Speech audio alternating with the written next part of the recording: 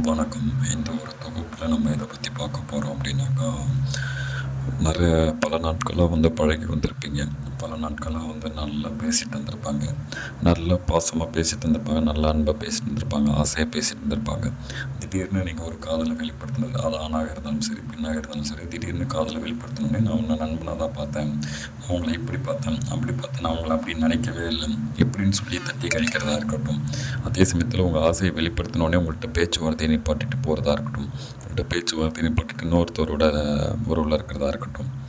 எப்படிப்பட்ட இந்த மாதிரி ஒரு பிரச்சனைகள் இருந்தாலும் சரி, இந்த உறவு ரீதியான எந்த வித பிரச்சனையாக இருந்தாலும் சரி, சரிங்களா, 100% 3 நாட்களுக்குள்ள, அதாவது நீங்கள் விரும்புகிறீங்க, ஆனால் அதை அவங்கள்ட்ட சொன்னால் நம்மளை விட்டு விலகிடுவாங்களோ அப்படின்ற பயத்தில் இருந்தாலும் சரி, 3 நாட்களுக்குள்ள அவங்க உங்கள் கைக்குள்ளே ஒப்படைச்சு கொடுக்க வேண்டியது நம்மளுடைய பொறுப்பு.